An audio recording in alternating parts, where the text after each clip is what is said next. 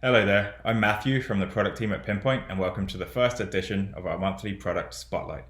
June was a huge month for us as we launched the next set of features designed to automate traditional Agile ceremonies with a particular focus on Agile Retrospectives. We also released a series of smaller updates based on popular requests from our awesome users. Let's go check them out. So our biggest update this month was Pinpoint Retrospectives. So that's what I'd like to show you first. A tenet of Agile software development is continuous improvement, and that's what retrospectives are all about, inspecting the work you did and adapting to get better. Before Pinpoint, almost every retro I've participated in involved a mad rush to pull together sprint reports or custom Kanban queries, and everybody spends the first 15 minutes frantically trying to remember what they did over the last couple of weeks. We take care of that by automatically pulling in all issue and code activity from the sprint, so it's all right there in your retro. For Scrum teams, we also track the concept of sprint health over time.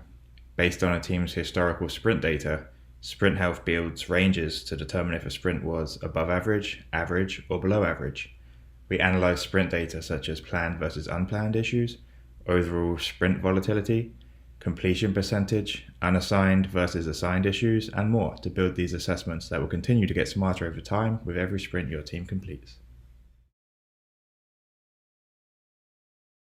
So Pinpoint Pulse is a rethink of our activity feed that uses knowledge of what you're working on, along with our data science, to generate personalized interest models. We'll show you what's most important for you based on the screen you're on, the team you're a part of, or the repositories you work in. It's tailored information delivery so you can cut through the noise and just focus on what matters to you. We also have Pulse assignments, issues assigned to you, and pull requests awaiting your attention. Here I can see all of the epics, stories, bugs assigned to me across all of my source systems that I've integrated with. I can click into this bug here that's assigned to me for acceptance right now, see the steps that I need to complete to recreate this bug, and then I can go mark this as accepted when I've done that. There is also the pull requests tab. So I'm a product manager, so I don't review code, fortunately for Pinpoint, but if I did, here I would see all of the pull requests that have been assigned to me based on their status. This makes it easy to see which PRs are awaiting your approval versus what's created or needs to be merged to help move code along.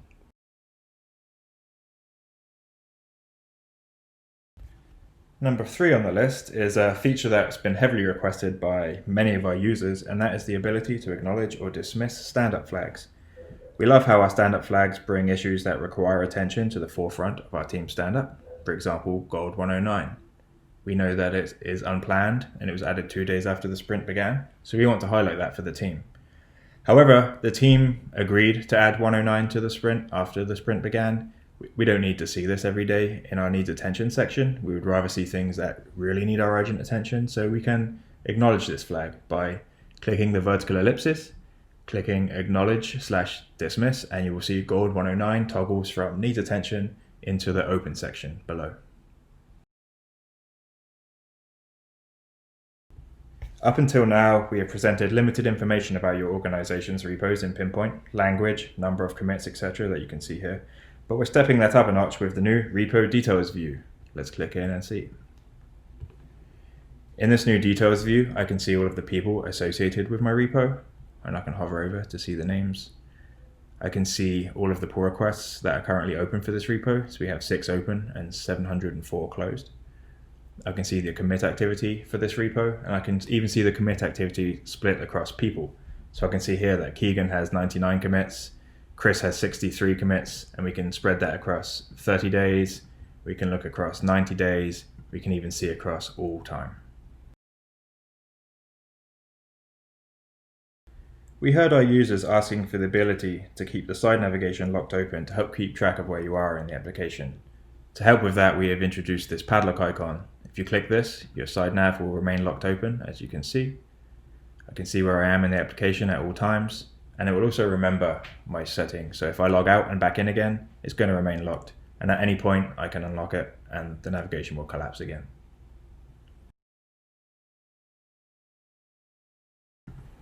Last but not least, I'd like to talk about our new GitHub Web Hooks.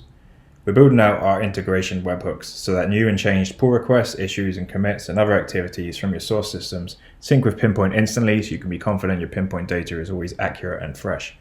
Our first webhooks offering is GitHub Integrations, and you can see if they are enabled for your integrations by this green tick here. Once webhooks are enabled, data will sync almost instantly with your source systems. Thank you so much for joining me today, and I really hope these updates help you and your teams build software better.